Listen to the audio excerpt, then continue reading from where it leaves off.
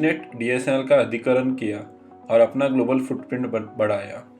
और 2012 में हुआ एक कमाल, टाटा कम्युनिकेशंस ने 9,280 किलोमीटर लंबी सबसे फाइबर ऑप्टिक नेटवर्क तैयार की, मुंबई से मार्शिली तक, समुद्र के नीचे से।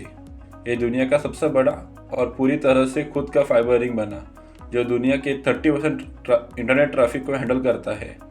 कंपनी ने कालेरिया, स्विच और ओएसिस जैसे बिजनेस एक्वायर किए, कस्टमर एक्सपीरियंस, लाइव वीडियो और IoT में अपनी पकड़ मजबूत की, और इसी से के साथ आई रेवेन्यू में तेज़ रफ्तार। 2025 तक 23,109 करोड़ का रेवेन्यू क्रॉस कर गए।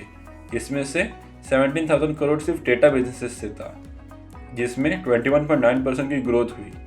उन्होंने IOZ multi cloud connect launch किया, एक ऐसा सॉल्यूशन जो अलग अलग क्लाउड को एक साथ जोड़ता है। टाटा ग्रुप के पास अभी 58.86% ओनरशिप है। करेंसी फ्लक्चुएशंस, ग्लोबल कॉम्पिटिशन्स और हाई कैपिटल इन्वेस्टमेंट सब एक एक करके आए, लेकिन कंपनी ने ऑटोमेशन, रिस्ट्रक्चरिंग और नए अलायंसेस के जरिए अपने मिशन को कभी रुकने नहीं दिया। और आज 2025 में टाटा कम्युनिकेशंस नए दौर का किनारा खड़ा है। 41,880 करोड़ के मार्केट कैपिटलाइजेशन के साथ Q4 2025 में 1,017 करोड़ का प्रॉफिट दिखाया गया है। जुलाई 9 में आने वाली 39th AGM में 25 रुपीज़ का शेयर डिविडेंड का रिकमेंडेशन दिया गया है, और जून 10 को होने वाले इंस्टीट्यूशनल इन्वेस्टर्स और एनालिस्ट डे नई कहानी का शुरुआत करेगा। फाइनेंशियल ईयर 23-25 तक रेवेन्यू में 11% CAGR से ग्रोथ हुई और 23,109 करोड़ टच किया। फाइनेंशियल ईयर 24 में नेट प्रॉफिट में गिरावट थी, लेकिन 2025 में दोबारा से तेजी से 1,837 करोड़ तक ऊपर गया। ऑपरेटिंग मार्जिन 24% से गिरकर 20% हो गई।